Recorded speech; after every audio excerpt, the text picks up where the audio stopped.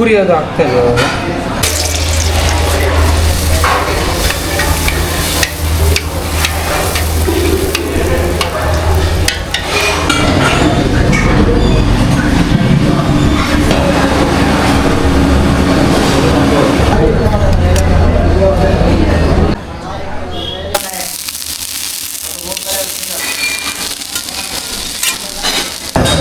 ನಾನು ಸುಮಾರು 20 ವರ್ಷದಿಂದ ಬರ್ತಾಯಿದ್ದೀನಿ.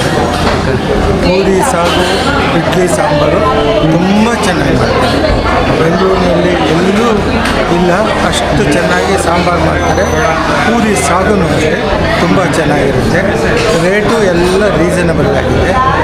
ಭಾಳ ಹಳೆ ಹೋಟ್ಲ್ ಆದರೂ ಒಂದು ಚೂರು ಕೆಡಿಸಿಲ್ಲ, ತುಂಬ ಚೆನ್ನಾಗಿದೆ.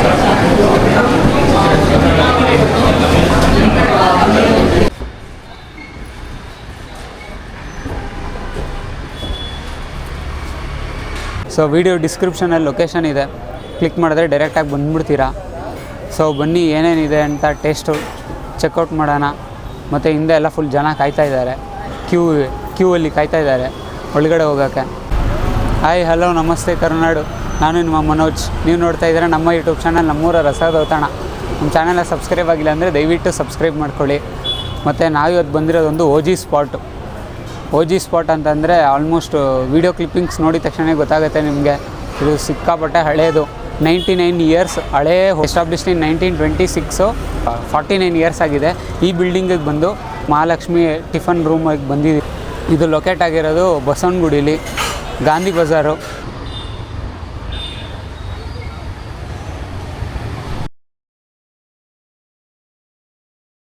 ಸೊ ಸ್ಯಾಟರ್ಡೇಸು ನಿಮಗೆ ಕ್ಯಾರೆಟ್ ಹಲ್ವಾ ಸಿಗುತ್ತೆ.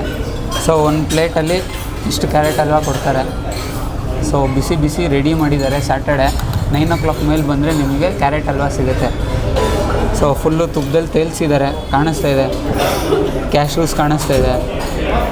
ಆಮೇಲೆ ಇಲ್ಲಿ ಬಾದಾಮಿ ಇದೆ, ಮತ್ತು ದ್ರಾಕ್ಷಿ ಇದೆ, ಮತ್ತು ಕ್ಯಾರೆಟ್ ಹಲ್ವಾ ಹೇಗಿದೆ ಅಂತ ಟೇಸ್ಟ್ ಮಾಡೋಣ. ಇವಾಗ ಟೇಸ್ಟ್ ಮಾಡೋದು ಹೇಗೆ ಅಂತಂದರೆ, ಸ್ಪೂನ್ ತೊಗೊಂಡು ಇದೇನಾ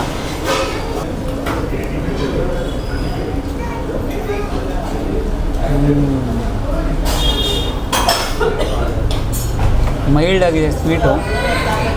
ಓಕೆನಾ, ಫುಲ್ ತುಪ್ಪದಾರೆ ತೇಲ್ಸಿದ್ದಾರೆ, ಅದಂತೂ ಪಕ್ಕ ಶೋರು.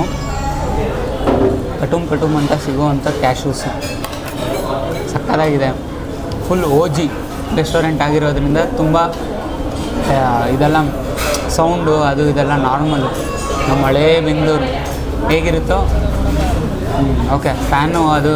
ಸೊ ಆ್ಯಂಬಿಯನ್ಸ್ ಎಲ್ಲ ತೋರಿಸ್ತೀರಿ, ನಾರ್ಮಲ್ ಆ್ಯಂಬಿಯನ್ಸು. ತುಂಬ ಎಲ್ಲ ಎಕ್ಸ್ಪೆಕ್ಟ್ ಮಾಡಬೇಡಿ. ಕ್ಯಾರೆಟ್ ಎಲ್ಲ ಮತ್ತು ಟೇಸ್ಟ್ ಮಾಡಿದ್ರೆ ಹೋಗಬೇಡಿ. ಇದೆಲ್ಲ ಆ್ಯಕ್ಚುಲಿ ಎಲ್ಲ ಸೀನಿಯರ್ ಸಿಟಿಸನ್ಸ್ ಎಲ್ಲ ಬರ್ತಾರಲ್ಲ, ಸೊ ಹಾಗಾಗಿ ಮೈಲ್ಡ್ ಸ್ವೀಟ್ ಇದೆ. ಮತ್ತು ತುಪ್ಪ, ಗೋಡಂಬಿ, ದ್ರಾಕ್ಷಿ ಎಲ್ಲ ಯಥೇಚ್ಛವಾಗಿ ಹಾಕಿದ್ದಾರೆ. ಫುಲ್ ಖುಷಿಯಾಯಿತು. ಸೊ ಇನ್ನೊಂದು ಬೈಟ್ ತೊಗೊಂಬಿಡೋಣ. ಫುಲ್ ಹೊಗೆ ಹೋಗ್ತಾ ಇದೆ ನೋಡಿ, ಸ್ಪೂನ್ ಹಿಂಗೆ ಶೇಕ್ ಮಾಡಿದ್ರೆ ಹಂಗೆ ಹೊಗೆ ಹೋಗ್ತಾ ಇದೆ. ಸೊ ನಾವು ತೊಗೊಂಡಿರೋದು idli vada sambar chutney, not sambar dip. Sambar dip ತೊಗೊಂಡಿಲ್ಲ. ಸಾಂಬಾರು ವಾಸನೆ ಅಂತೂ ಘಮ ಬರ್ತಾಯಿದೆ. ಲೈಕ್ ಆ ಅರೋಮಾದಲ್ಲಿ ನಿಮ್ಗೆ ಗೊತ್ತಾಗುತ್ತೆ. ಫುಲ್ಲು ಒಂಥರ ವಾಸನೆ ಬರ್ತಾಯಿದೆ. ಅದೇನು ವಾಸನೆ ಅಂತ ನನಗೂ ಗೊತ್ತಿಲ್ಲ. ಚೆಕ್ ಮಾಡೋಣ ತಿಂದ್ಬಿಟ್ಟು. ಇಡ್ಲಿ ಅಂತೂ ಫುಲ್ಲು ಮೃದುವಾಗಿರೋ ಥರ ಕಾಣಿಸ್ತಾ ಇದೆ. ಇಡ್ಲಿ ನೋಡಿ, ಫುಲ್ ಎಫರ್ಟ್ಲೆಸ್ಸಾಗಿ ಬ್ರೇಕ್ ಆಗೋಯ್ತು. ಈ ಇಡ್ಲಿನ ಸಾಂಬಾರು ಜೊತೆಗೆ ಡಿಪ್ ಮಾಡಿ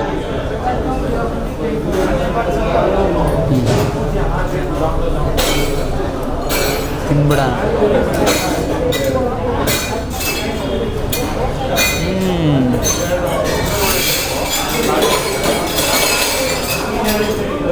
ಫುಲ್ಲು ಸೌಂಡು ಬ್ಯಾಕ್ಗ್ರೌಂಡಲ್ಲಿ ತಿಳ್ಕೊಂಬೇಡಿ.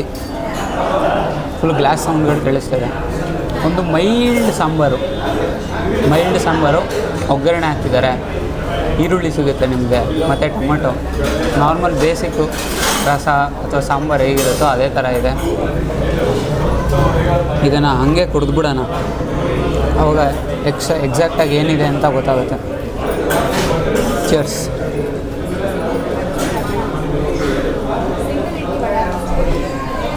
ತೆಂಗಿನಕಾಯಿ ಹೋಗಿದೆ, ಖಾರದ ಪುಡಿ ಯೂಸ್ ಮಾಡಿದ್ದಾರೆ, ಮತ್ತು ಒಗ್ಗರಣೆ ಹಾಕಿದ್ದಾರೆ, ಕರಿಬೇವು, ಕ್ರಂಚಿಯಾಗಿ ಸಿಗುತ್ತೆ. ಸೊ ಈ ಇಡ್ಲಿನ ನೆಕ್ಸ್ಟು ಚಟ್ನಿ ಜೊತೆ ತಿನ್ಬಿಡೋಣ. ಫಸ್ಟು ಹಾಗೆ ಚಟ್ನಿನ ಟೇಸ್ಟ್ ಮಾಡಿಬಿಡೋಣ. ಸೊ ತೆಂಗಿನಕಾಯಿ, ಮೆಣಸಿನ್ಕಾಯಿ ಯಥೇಚ್ಛವಾಗಿ ಹಾಕಿರುವಂಥ ಚಟ್ನಿ. ಖಾರ ಇದೆಯಲ್ವೋ ಗೊತ್ತಿಲ್ಲ, ನೋಡೋಣ.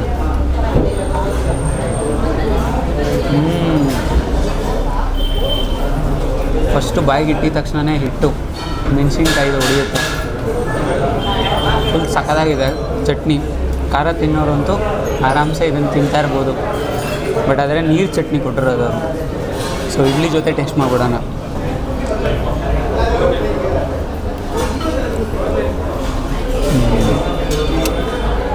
ಸೊ ಚಟ್ನಿನ ನೀಟಾಗಿ ಇಡ್ಲಿ ಜೊತೆ ಇಡ್ಲಿನ ಚಟ್ನಿಲಿ ಮುಳುಗಿಸ್ಬಿಟ್ಟಿದ್ದೀರಿ. ಸೊ ಇದನ್ನು ಬೈಟ್ ತೊಗೊಂಬಿಡೋಣ.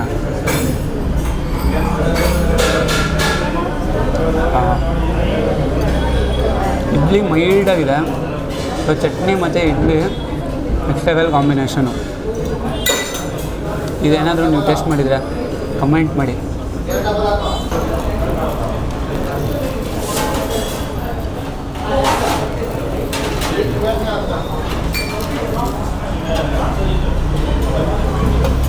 ಕ್ರಿಸ್ಪಿಯಾಗಿ ನೀಟಾಗಿ ಬ್ರೇಕ್ ಆಗೋಯ್ತು ಈ ವಡೆ. ಸೊ ಇದನ್ನು ಆ್ಯಕ್ಚುಲಿ ಹಾಗೆ ಟೇಸ್ಟ್ ಮಾಡೋಣ. ಸೊ ಇದಕ್ಕೆ ಕೊತ್ತಂಬರಿ ಸೊಪ್ಪಾಗಿ ಆ್ಯಡ್ ಮಾಡಿದ್ದಾರೆ, ಆಮೇಲೆ ತೆಂಗಿನಕಾಯಿ ತುರಿ ಯೂಸ್ ಮಾಡಿದ್ದಾರೆ, ಮತ್ತು ಮೆಣಸು ಮತ್ತು ಉದ್ದಿನಬೇಳೆನೇ ಮಾಡೋದು. ಸೊ ಫುಲ್ ಕ್ರಿಸ್ಪಿಯಾಗಿದೆ. ಇದನ್ನು ಆ್ಯಕ್ಚುಲಿ ಹಾಗೆ ತಿನ್ನಬಾರ್ದು, ಸಾಂಬಾರು ಜೊತೆ ತಿನ್ನಬೇಕು. ಇದಾದರೆ ಖಾಲಿನೇ ಆಗಲ್ಲ ಸಾಂಬಾರು ಅಲ್ಲ, ಇರೋದಿಲ್ಲ ಇದು. ಈರುಳ್ಳಿ ಎಲ್ಲ ಬರ್ತಾಯಿದೆ. ಓಕೆ ಸರಿ, ಇದನ್ನು ಬೈಟ್ ತೊಗೊಂಬಿಡೋಣ. ಸಾಂಬಾರಲ್ಲಿ ಡಿಪ್ಪಾಗಿರೋ ವಡೆ.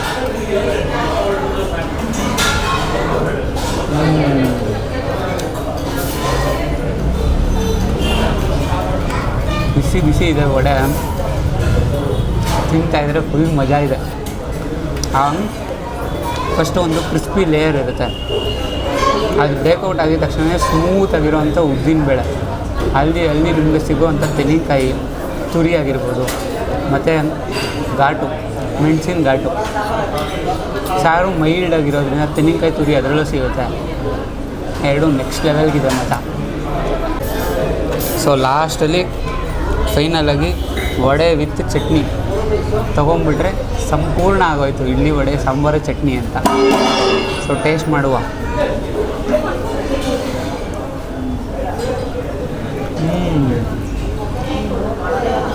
ಇದರಲ್ಲಿ ನಿಮ್ಗೆ ಆ್ಯಕ್ಚುಲಿ ಆ ಕ್ರಂಚಿ ಫ್ಲೇವರ್ ಗೊತ್ತಾಗುತ್ತೆ ಆ ಚಟ್ನಿ ಮತ್ತು ನೀವು ವಡೆ ಜೊತೆ ತಿಂದಾಗ. ಆ್ಯಕ್ಚುಲಿ ಸಾಂಬಾರು ಏನಾಗುತ್ತೆ ಅಂದರೆ ಹೀರ್ಕೊಂಬಿಡುತ್ತೆ ವಡೆಯಲ್ಲಿರೋದು.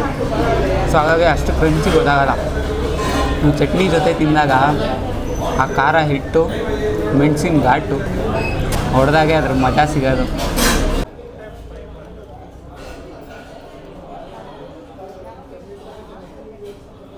ಸೊ ಪೂರಿ ಫುಲ್ ಕ್ರಿಸ್ಪಿಯಾಗಿದೆ ನೋಡಿ. ಇದನ್ನು ಸಾಗು ಜೊತೆ ತಿನ್ನಬೇಕು. ಸೊ ಸಾಗು ಜೊತೆ ಪೂರಿ. ಸಾಗು ಅಂತೂ ಕಣ್ಣು ಕುಗ್ತಾ ಇದೆ ಫುಲ್ ಕಲರ್ಫುಲ್ಲಾಗಿ.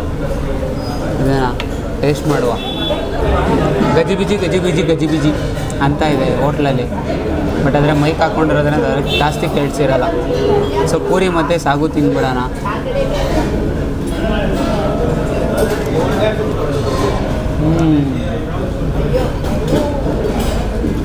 ಮೈಲ್ಡಾಗಿ ಚಕ್ಕೆ ಫ್ಲೇವರ್ ಬರುತ್ತೆ ಬಾಯಿಗೆ ಇಟ್ಟಿದ ತಕ್ಷಣ.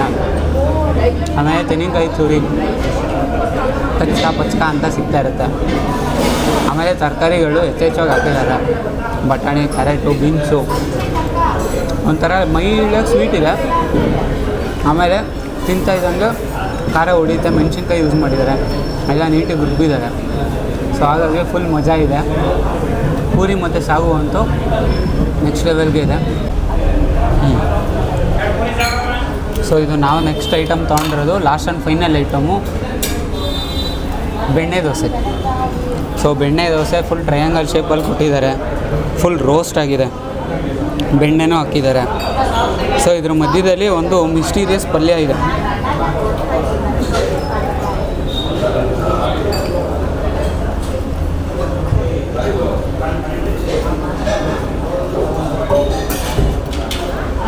ಓಕೆ. ಸೊ ಮಿಸ್ಟೀರಿಯಸ್ ಪಲ್ಯನೂ ಇಲ್ಲ, ಏನೂ ಇಲ್ಲ. ಎಲ್ಲ ದೋಸೆಗಳು ಕೊಟ್ಟಂಗೆ ಆಲೂಗಡ್ಡೆ ಪಲ್ಯನೇ ಕೊಟ್ಟಿದ್ದಾರೆ ಇಲ್ಲೂ. ಸೊ ಇದನ್ನು ಟೇಸ್ಟ್ ಮಾಡೋಣ. ಫುಲ್ಲು ಕಣ್ಣು ಕುಗ್ತಾಯಿದೆ ಆಲೂಗಡ್ಡೆ ಪಲ್ಯ. ಫುಲ್ ಅರ್ಶಿನ ಹಾಕಿ ಯಥೇಚ್ಛವಾಗಿ ತುಂಬಿಸಿದ್ದಾರೆ ಇದ್ರೊಳಗಡೆ. ಈರುಳ್ಳಿ ಆಲೂಗಡ್ಡೆ ಪಲ್ಯ ಎಷ್ಟು ಚೆನ್ನಾಗಿದೆ ಅಂದರೆ ಮನೋಜನ್ ಮುಖನೇ ಕಾಣಿಸ್ತಾ ಇಲ್ಲ, ದೋಸೆನೇ ಕಾಣಿಸ್ತಾ ಇದೆ. ಓಕೆ. ಸೊ ಆಲೂಗಡ್ಡೆ ಪಲ್ಯದಲ್ಲಿ ಏನು ಖಾರ ಏನಿಲ್ಲ,